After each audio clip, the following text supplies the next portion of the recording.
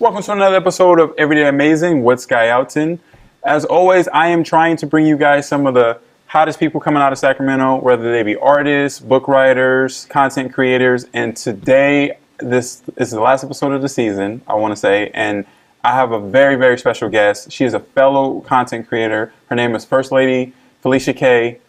I think you guys are going to enjoy this conversation because she has so much knowledge in the space of just production and creating, and I can't wait for you guys to see it. So stay tuned. Everyday Amazing with Sky Alton. Everyday Amazing. Everyday Amazing with Sky Alton. Everyday Amazing. Everyday Amazing with Sky Alton.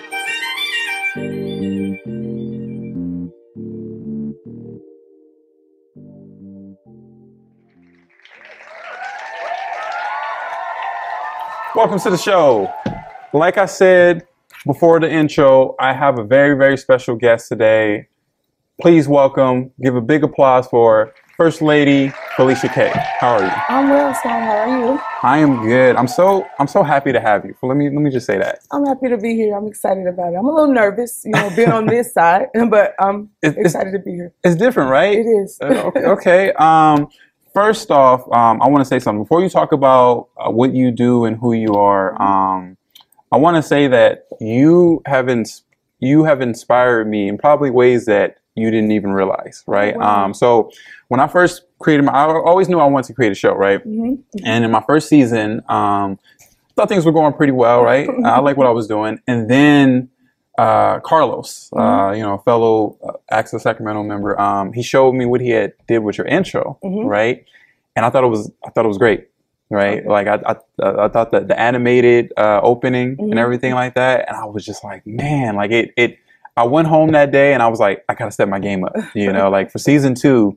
I want to do something more or whatever. Right. And I'll never forget that. Right. Like, and I hadn't even met you yet, but yeah, so I knew that like I had to have you on the show one day and just talk to you as like a fellow content creator. So first off, tell me how you got into, first of all, First Lady P.O.V, like what is that? Point of view. It's my perspective on what I do as far as I got started in media with music.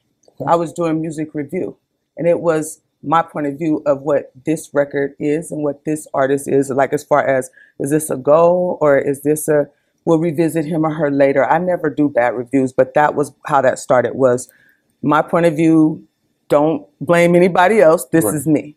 Accountability for what I'm saying, and that's where that came from. I like that. And you started, now that started with radio, or? Yes. Well, actually, the odd thing is I started with television, hosting.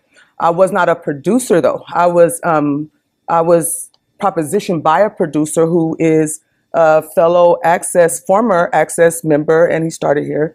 And he asked me to host. We knew somebody in common, and he was looking for a host of something he wanted to create a pilot for, and I was looking to get my feet wet in that area, and that's how that came about. But music was always my passion. Right. I always, like my brother and my family, we all wrote, and that was the thing with that. But yeah, it actually was vice versa. Okay, well, tell me about that first hosting. The first time you hosted. It was, I used to do with LWR Productions. We would go around Sacramento, all the hottest like clubs. Like, I don't know if you remember back, you're kind of young, so maybe not. Back with Smooth Nights, with B Smooth and Harlow's, Ace of Spades. We would do all of these events when major artists would come to town.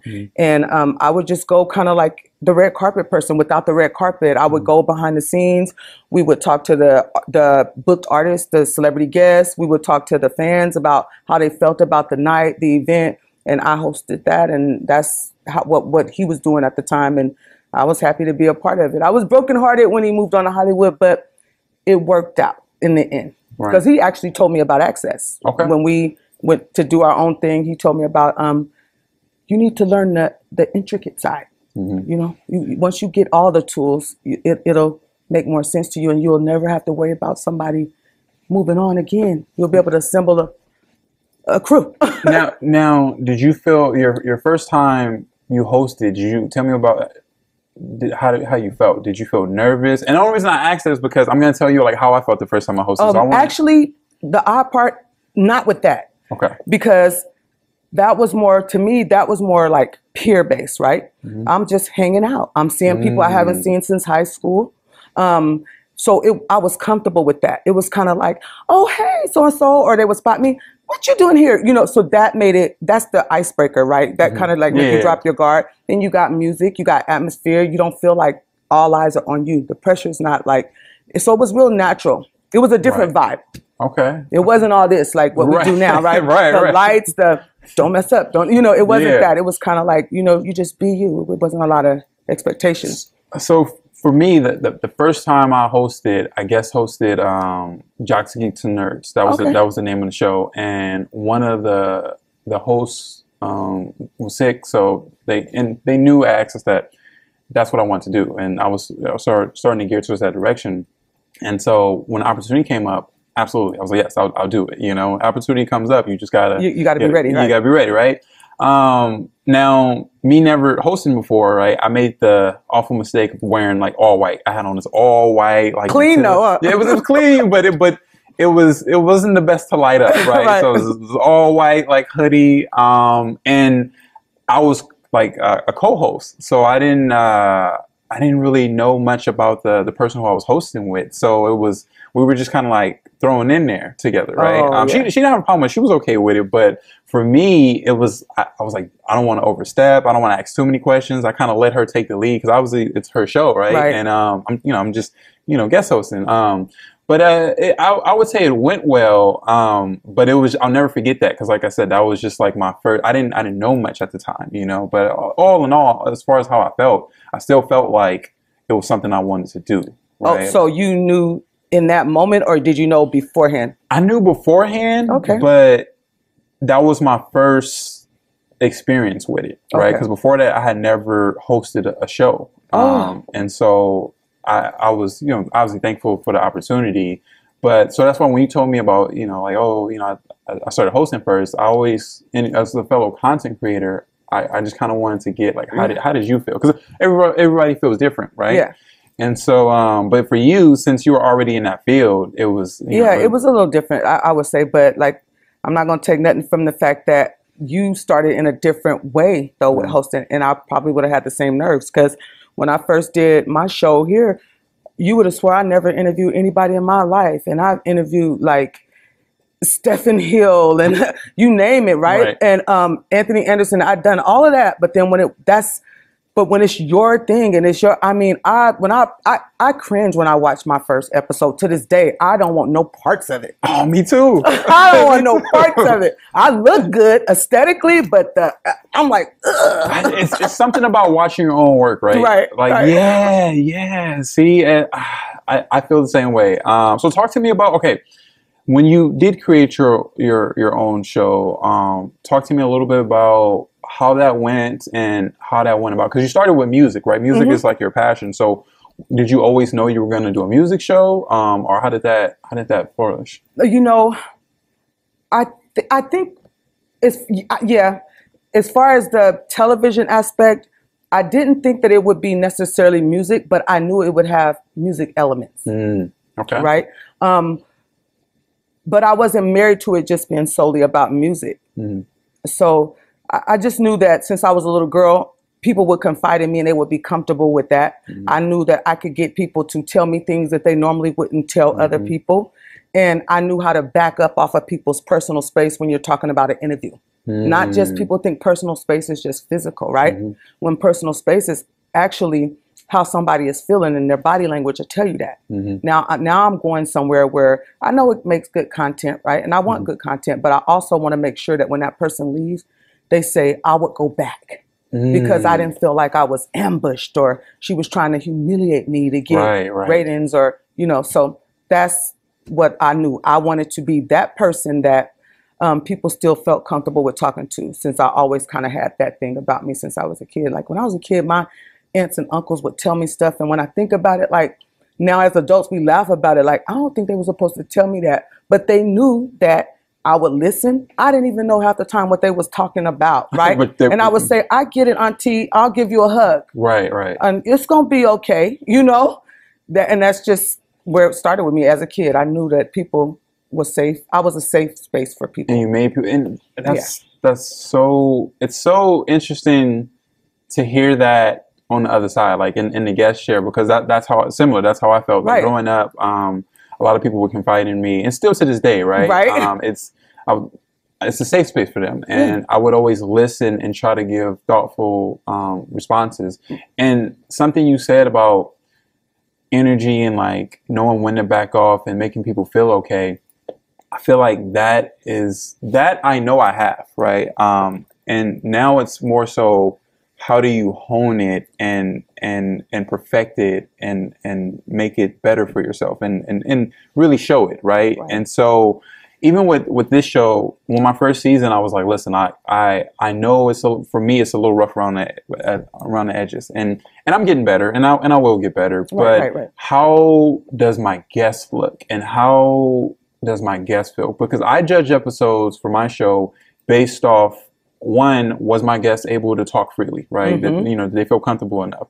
Two, like you said, would they come back? Like, after we shoot, did they enjoy it? And then three, if they inspired other people from what they were saying, right? And a lot of the times, the guest if the guest is comfortable enough, they're able to show how passionate they are about their topic, and that itself will inspire people, right? Because I've talked to people where, like, I may not normally be interested in that topic, but hearing them so passionate about it, I'm like, dang, well, maybe I'm missing out on something. Right. Let me go look that up. Yeah, because the way he's talking about it seems like it's all, it's I'm something losing. I should know. Yeah. So myself. Yeah. So if I can do that, then, the rest of the stuff, as far as like me, will get better with time. So to hear you say that and talk about that as a fellow content creator, like it's amazing, and it lets me know that you're on the right track. I think. I mean, to me, it's worked for me. Now you have people that tell me over the years, you could have been all the way there by now if you would get more gritty. You're around all these hip hop artists all the time, and you could, stuff. You could just put that out there. I'm like, but I'm not a gossip blog. Right. I have a journalism degree. Right. And aside being an old school hip hop historian and knowing it in my sleep, I also am a journalist. I write. That is my ultimate goal, is to write. I don't want to do that to people. That's not, we got enough of that, right? Yeah, we do. And I feel like we got people that are entertained with that, and that's cool. But I also want to be the person that people don't have to worry about that. Like, it's not always about getting invited. It's about being able to come back. Like, I always say, people invite me back because it's safe.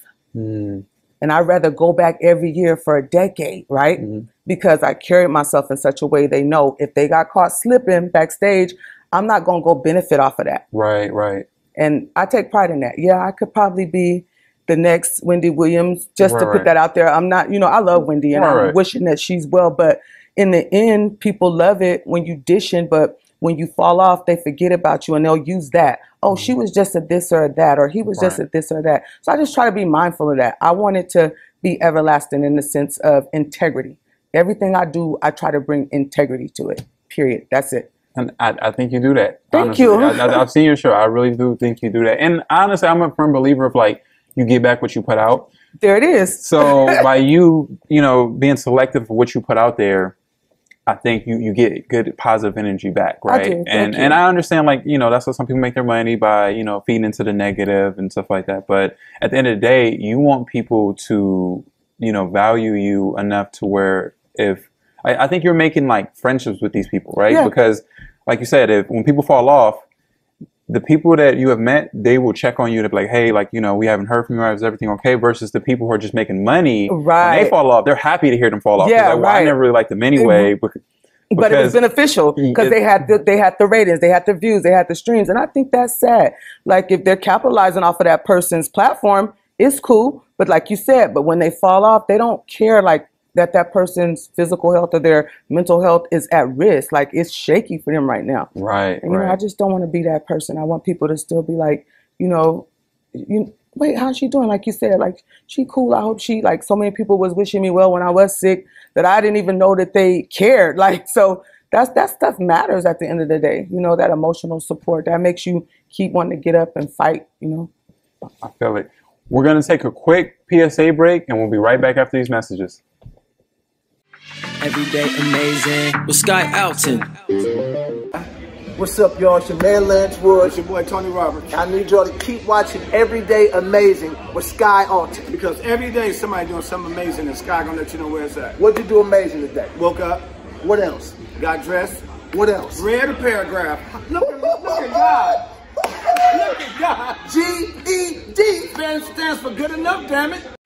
Everyday amazing with Sky Alton. Welcome back to the show. As I said before, I have one of the greatest guests of the season, First Lady Felicia K. So before we went to the break, we were just connecting on what it means to be a host and making people feel comfortable. I kind of want to circle back and ask you how you felt when you had, like, first of all, who was your first guest on your show? On First Lady P.O.V. on First Lady P.O.V, that's more like for radio, I guess you could say. But the First Lady Point of View show, you mean for here? Yes. It's like, the first person I had was Miss Mouthpiece, Monique Smith. Okay. Now, Yeah. how do you think that went? How did you feel? Like, Interviewing her, for me, it was easy as far as organic wise, right? Because we grew up together. We went to church together. We did music together growing up, and just watching her evolution.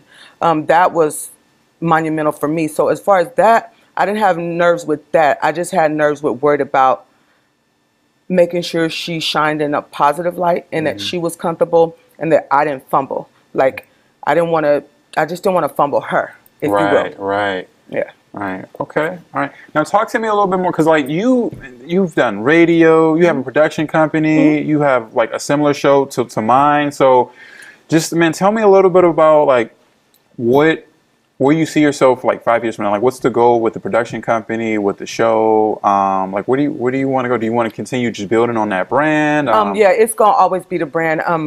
The First Lady P.O.V is the brand. That's multimedia production. So everything that comes with that, as far as hosting, creating, you know, the production side of it, and radio, all of that is what I do. But 5 years from now, I do want to finally turn my scripts, my writing, into film. That is my ultimate goal. That has been my goal since I was a little girl.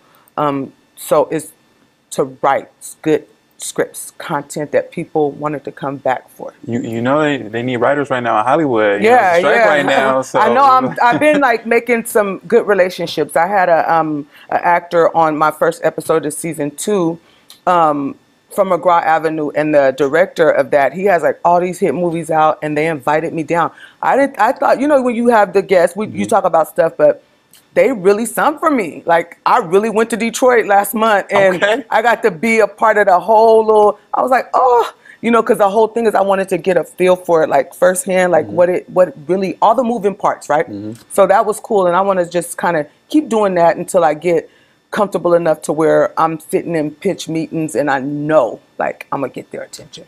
I like the way you move with that, because that's how I moved. Like, before I started producing, I learned all the pieces behind what goes into a production, right? So camera, CG, playback, technical directing. And I think it gives you a better appreciation of the production. And also, for me, the bigger picture was how I value and treat my production crew, right? Because something I had noticed is like some of the people who are just talent, right, and have never done the production side, I think sometimes they take the production assistants and the people who make them look good a little bit for granted. I agree. And I never wanted to be like that, right? You know, I remember, you know, working and learning stuff, and I was like, you know, when I am the star of the show and I am, you know, hosting, I'm always going to make my production team feel like they're the best in the world. Right. And I want them to know that, like, without them, I'm always appreciative. Like, you guys, thank you so much. You know, you want to make sure. That's right. That's good. Yeah, they're the real, like, MVPs behind, like, the Everyday Amazing show and, you know, a lot of stuff that I do. So, shout out to them. Right? Yeah, right. So of course I love what you're doing with your production company, man. But I want to ask you, as someone who's creating content, right? What are, for one, some of the challenges that you have faced with, production and specifically with your show, and how you have overcome those challenges? You know what? As far as like who I work with, I love the production crew that I work with. My biggest challenges, I would think, is people who you thought was rooting for you in the process of talking about it. Yeah. They're not really rooting for you once you get up and going. It's almost like when it's a thought, oh yeah, I'll help you, I got you. And then when it's going, and then they see you got resources to make it go. Right. Then they switch up like, oh, then it's everything is wrong with you. But they wanted to work with you up until that point. Right. And that's disheartening because I'm still that same person. Right. And I just feel like, but then you have to look at the flip side of that. You wasn't meant to win with me then. Yeah, you wasn't meant to go on my journey, because I know that if once I started, it's going to go, because I don't quit on me. That's the worst thing anybody could do, is quit on them. Right. Anybody else, they got a right to do that. That is their prerogative. Right. But that is not your choice. That's not what you should be doing for you, is quitting on you. So that's the way I look at that. But it is very disheartening. That's my biggest thing, overcoming that. And then at one time it made me lose drive for my television show. It's because some of the people that was a part of it in the beginning, turned on me. I'm like, oh wow, he said that, or what was that all about? Where'd that come from? Right. And it broke my heart. It did. And I'm just now getting to where I'm starting to get back the love for the show, because then it had I wasn't coming with the same passion, and that's not fair to the people that still ride with me, because they come, they on time, they show up, they respect the fact that I have to go to work, another job before I come here. It's already, everything is the way it's supposed to be. So, you have to snap out of it and keep going. But I am human, so that kind of stuff hurts you. You want to find out why, where that come from. But at the same time, that's not a me problem. That's a them problem. Yeah. So, you just got to, that's the biggest obstacle for me, is just learning to not let that make me quit on me. Right. Because that person wanted to quit on me. Okay, bye, go. I can relate to that in a similar way. So for me, a lot of the challenges that I face in these 2 seasons have been just getting people that you are close with to really tune in. Oh yeah. Right. So for me, a lot of people like what I'm doing, and keep doing it. But then I'll ask them, oh, did you watch the show? Did you see the episode? Oh, I haven't got a chance to, and stuff like that. And so that, like you said, can be a little disheartening sometimes, because it's man, you say you rock with me, you say you want to see me do it, but I also kind of look at it if they're not watching it yet, they will. They will. Right? They will. And then also, I gotta do an episode that relates to them, that touches them, right? And maybe I just haven't done that episode yet. Maybe this is the episode. Maybe this is the episode that before maybe they weren't really checking for it, but then they see First Lady P.O.V Felicia K, and they're like, I'm gonna check that out. And now that touches them, right? And so, and I have to tell myself, listen, that's just a part of the growing pains, right? Absolutely. Every content creator goes through that when they're first building something. It's getting people to tune in, right? And how I've kind of tackled that, for me, I'm so focused on quality that I feel like the rest will follow. Right. Instead of, worried about viewership and stuff like that. I love all my viewers, by the way. But I am so focused on just trying to bring everybody just good quality, TV, right? And good quality guests and people like yourself who just really have an amazing story to tell, right? And inspire. As we sit here and talk, man, some of this, I've just gotten so many gems just from you, sharing your experience, right? And that's why I do this show, is to inspire other people, but I get inspired by having the people. We do every day, right? Yeah. So I mean, for me, man, that's one of the biggest challenges. But at the same time, I like you say, you just gotta keep doing your thing, right? Something else that makes me think about, 'cause like I said, we're similar, both are content creators. Do you ever feel pressure to for me, I'm always trying to show that I'm growing, right? So do you ever feel pressure to change so much to show that you are in a different space, right? I don't play that. Let me tell you why. I move according to when my spirit tell me now it's time to transition, not what nobody else. And that is, I think, personally for me, that is why my show has done what I did not imagine the first season. I didn't see it doing what it did, but that wasn't my ideal of where I wanted the show to go. Let me tell you about how that, and that was a good question, because what I had, my idea of what I wanted from my show was not what I'm comfortable with. It was to show this whole, don't look at me as First Lady Felicia K, the big girl, the DJ that everybody know and love and like to talk to and get her opinion on music. Look at me like the host. This is the next in the $300 suit with the red bottoms like today. You know, this is what I'm thinking, right? Right. But when I sat down with my guests, I noticed that they were comfortable once I dropped that tone. Like once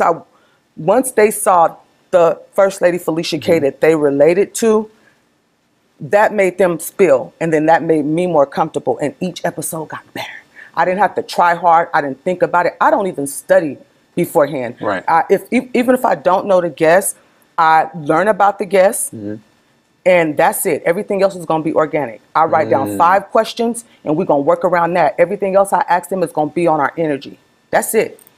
I love that you say that, because that's sometimes, like I said, I think about that because I'm like always trying to show I'm growing, but I'm similar to you where I like that organic feeling energy. But growth is organic, right? You're going to get that. Like the growth is, you might not feel it because see, the way we're thinking, you probably low-key, you're an overachiever probably like me, a perfectionist. That is me, right? And when you're like that, it's never going to be enough. You're going to always think you're not growing. But see, this is the thing with that. As long as you showing up, you putting out, you're growing because you're watering it. Anything that you water, gonna grow.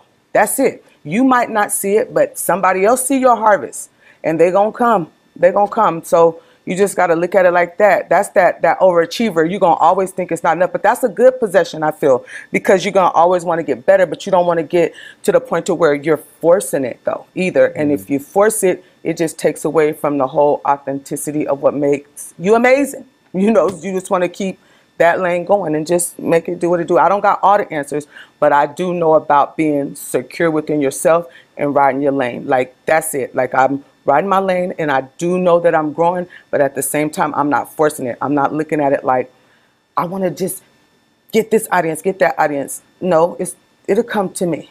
It'll come to me. I don't want anything that is not meant for me. That's it. What's meant for me, God send it to me, and it's going to come. That's it. Well, I want to thank you again, Miss Felicia K.